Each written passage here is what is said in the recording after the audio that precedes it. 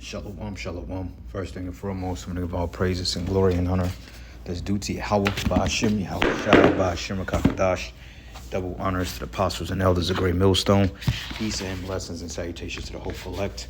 Noise in the gospel, brother, lifting up the standard of Yahweh, Ba'ashim, Yahweh Shai, wherever it may be. This is another lesson through the Spirit. Man, these Russians are another fucking breed of men, like another breed of animal. You Jakes, man, and you Americans, period. You're not ready to go up against these type of people.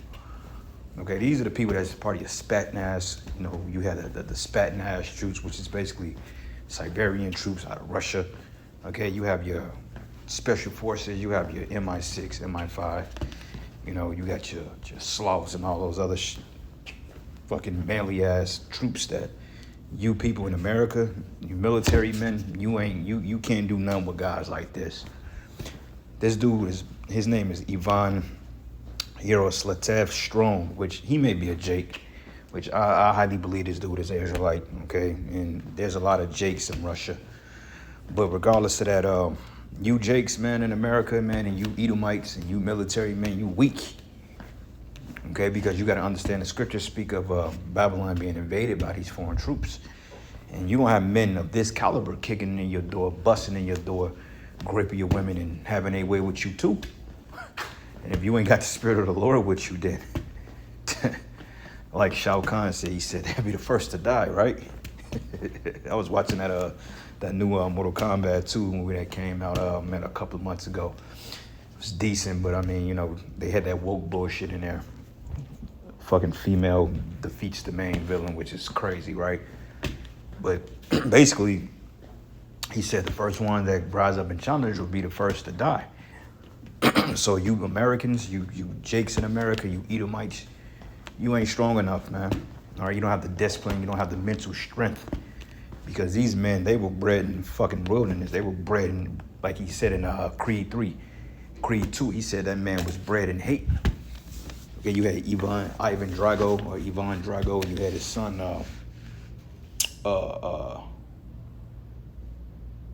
his name was Victor Drago. And the only thing he did with his father was train. Okay, I mean, he put him through the most rigorous training, waking up 5 o'clock in the morning, jogging, doing calisthenics, pad work or mid work, you know what I'm saying, hitting the bag, jogging probably 10, 15 miles a day. But yeah, you people in America, you got fast food restaurants, you got 85-inch TVs, you got fucking DoorDash.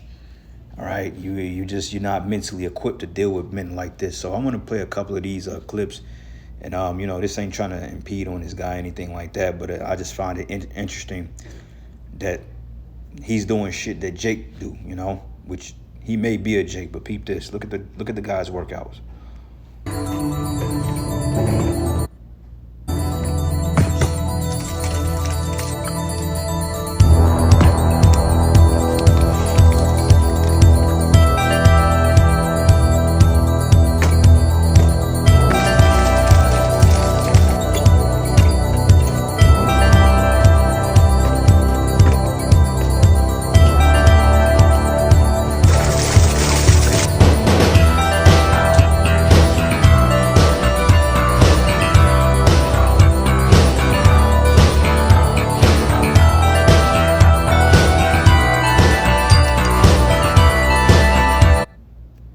Yeah, the dude probably 300 plus pounds, solid, strong as hell. Probably can bench press every bit of 600 pounds, man.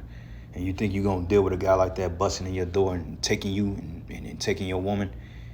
Here, nigga, you are a $1.15 soaking wet. All right, no real nutrition.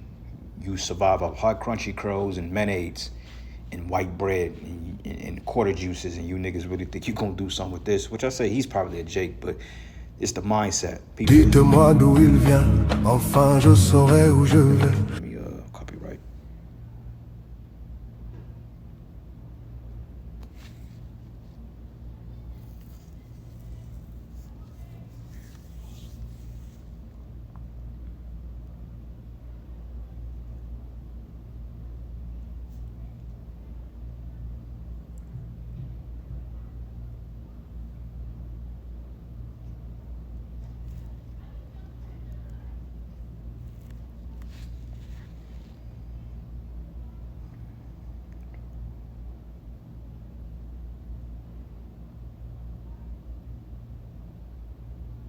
Damn. That's a different breed of man right there, man. Wrestle bears. This is what King David did.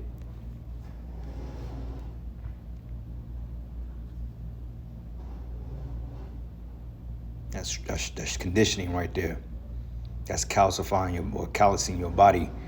And in Muay Thai, they have what they call when they calcify the bone, so to speak. They have shin splits. Well, you got shin splits. What they take these bamboo sticks and they break them on different parts of the bone so you can strengthen it. So you can strengthen the cartilage in your body or in your bones. That's why the Muay Thai fighters, you fight a real Muay Thai fighter from Thailand, and you kick that nigga in the knee, he'll literally break every bone in your body because his body is that solid. You know, it's solid because he does conditioning drills. And you can tell this guy's nutrition is probably got a good diet too. Unlike you Americans eating Mickey D's, you know, you're eating Popeyes, chicken, high blood pressure, diabetes, full of C19 jabs and all this other shit. And he ain't dealing with no damn Keisha either. So this is a whole different breed of men right here. Peep this.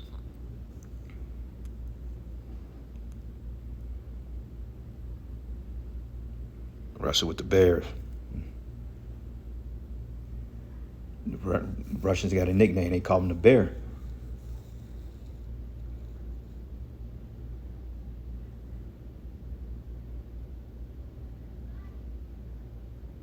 Look at his form. Look at his core work. Strength and conditioning, man. Look at that. Balance. That's full body, all core. That's the junk man workout right there. The junkyard workout. You find a lot of that in those CrossFit gyms, which in my opinion are excellent gyms. But you can build your own CrossFit gym. Get you a sludge, get you a couple of tires, man. You know, get you some dumbbells, get you a weight bench, get you a pull-up bar. Shit, that's all you really need. So that's enough of that. I don't want to get flagged. But anyway, you Babylonians, you ain't ready, man. So this is the book of 2 Samuel 2 and 17. Matter of fact, 2 Samuel 17. And I'm going to start at verses 8. It says, "For said Hushai, thou knowest thy father and his men that they be mighty men." Okay, we were mighty men. This is the type of shit Jake was on, man. Where you think the other nations learned it from? You know? Look at Samson. He slayed 1,000 men with a jawbone of an ass. Which one of you Jakes can do that? Which one of you Edomites can do that? Okay, you're weak. Mentally, physically. And then you got some strong Edomites over here too, and some strong Jakes, but they're mentally weak because strength starts in the mind before the body, man. Okay? Why you think David was able to slay a giant like Goliath? It didn't start with physical attribute. It started with belief, faith. And that's what it's going to cause because a man like that, which I say he's a Jake, but men like that, hey, we going to run through men like that. We going to literally put men like that to flight because the power we get from on high is going to be more than what the physical command is. It's going to be more than a physical attribute. Okay, ours is going to be strictly in the spirit and the mind, and we're going to be able to manifest things through our mind. So a guy like that wouldn't do none with a man of the Lord. But you typical people, like I said, when you got a militia of these guys, all trained, well-nourished, nutrition-wise, man, hydrated, men of skill, men of valor, going door to door, busting in your doors, man, you're going to get fucked up. Okay? And it says that they be mighty men, that they be chafed in their minds, and as a bear robbed of our whelps in the field, and thy father is a man of war, and we're not lodged with the people. Okay? It says we're men of war. Okay? It says, behold, he is hid now in some pit or in some other place, and it will come to pass when some of them be overthrown at the first, that whatsoever heareth it will say, there's a slaughter among the people that follow Absalom, because Absalom was a wicked nigga, man. All right, and it says, and he that also valiant, whose heart is as the heart of a lion, shall utterly melt. It says, for all Israel know that thy father is a mighty man, and they which be with him are valiant men. All right, so we're men of valor at the end of the day, the mighty men of valor. All right, which, let's look up that word valor real quick.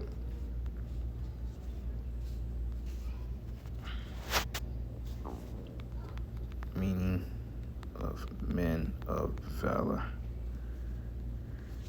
We got a group called Men of Valor. They're basically Great Millstone. They're affiliate camps. But it says a man of valor is a person who shows great courage, bravery, moral strength. The word valor means great bravery, especially in a battle or hard time. Hey, you go to, Joshua, the first chapter, when the Most High told him to be courageous, that he was going to be with him all the days of his life. That's the spirit we got to embody, man, because we're coming up against some time that is going to be unlike any other time. All right, and we are going to come face to face with men, with military men, been training since they were damn near babies, man. I'm talking about training since they were 6, 7 years old. The hell, the Iranians, man, they gonna have hitters up to 12, as young as 12 years old fighting in the military. Hell, they arm their own civilians with weapons against you Babylonians. So what happens if they invade this place? And then you got the Koreans, all right, and then you got all the Russians. Hell, you can't even do nothing with the fucking Chinese, man. So you people are cooked. You all out of shape. You obese. You have no hope. Okay? And the scriptures say exercise profit little. Bodily exercise profits little, but nonetheless it's still profit.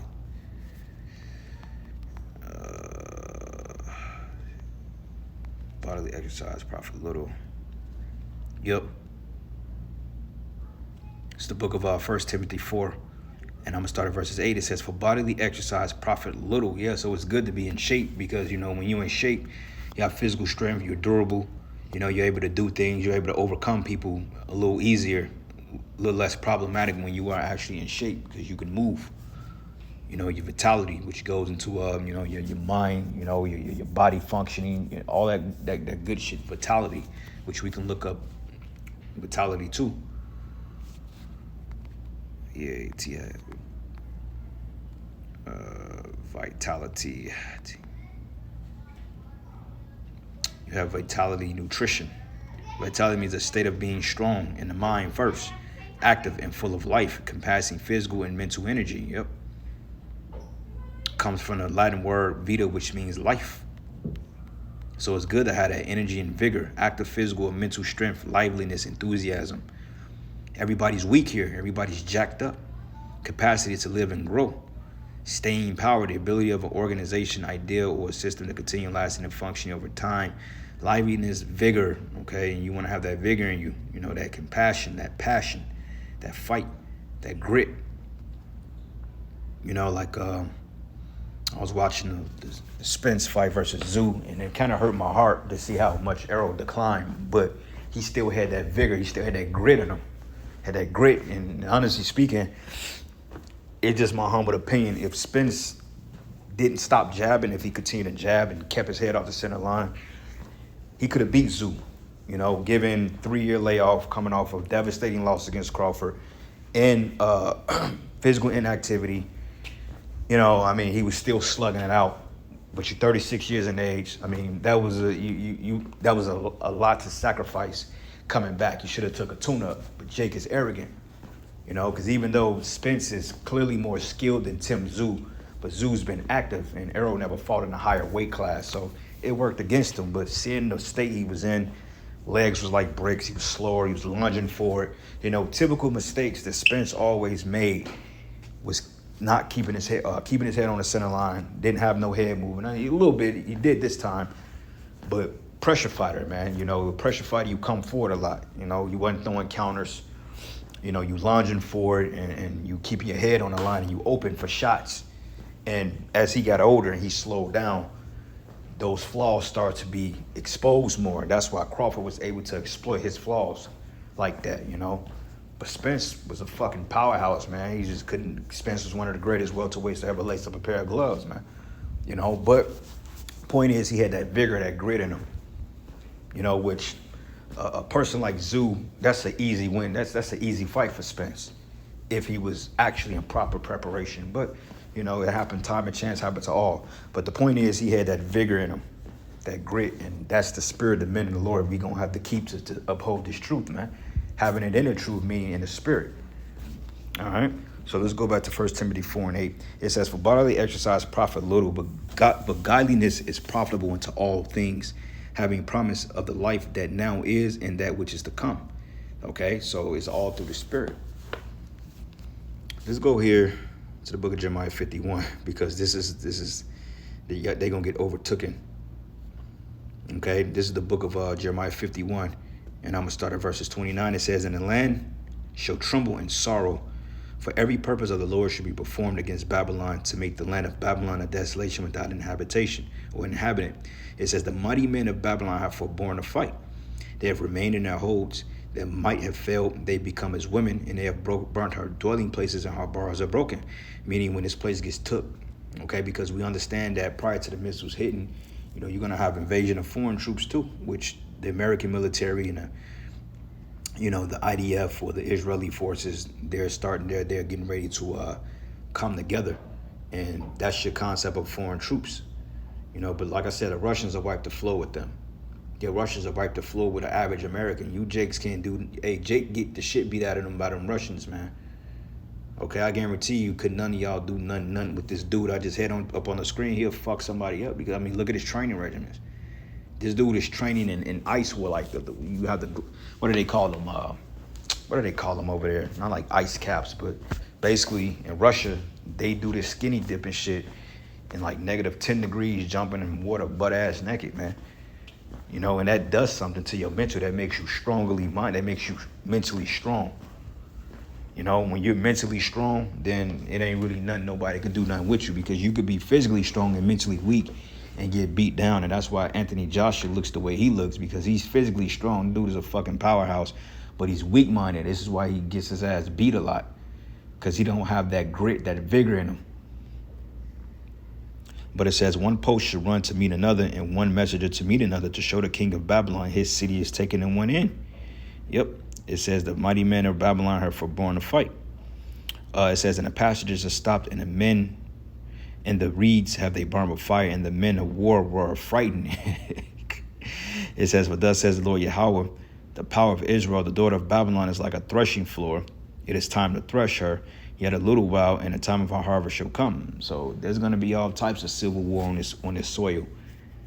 All right, and guess what? You're going to have men like this invading, jumping out of fucking helicopters and kicking in doors. Marksman with a weapon, and he's a beast on the hand. All right, but through the spirit, hey, they ain't going to be able to do nothing with us. So this is the book of Jeremiah 51, and I'm going to start at verses 20. It says, "There are my battle axe and weapon of war."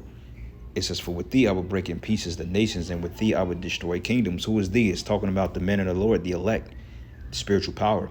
It says, "And with thee I will break in pieces the horses and his rider, and with thee I will break in pieces the chariot and his rider," military.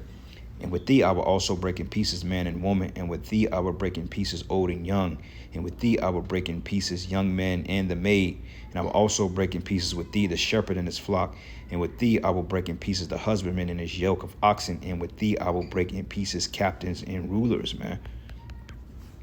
So yeah, we gon' hey, the Lord's he's gonna level us up. It's gonna be it ain't gonna be no talking in that day. Isaiah 13:14, it says, "And it should be as the chase roll, and as a sheep that no man take it up, and it should every man turn to his own people, everyone into his own land, and everyone that is found should be thrust through, and everyone that is joined to them should fall by the sword, and their children also should be dashed into pieces before their eyes, and their houses should be spoiled, and their wives ravished," man. Okay, it says the Babylon will fall to the Medes. So yeah, man, but I'm gonna end it.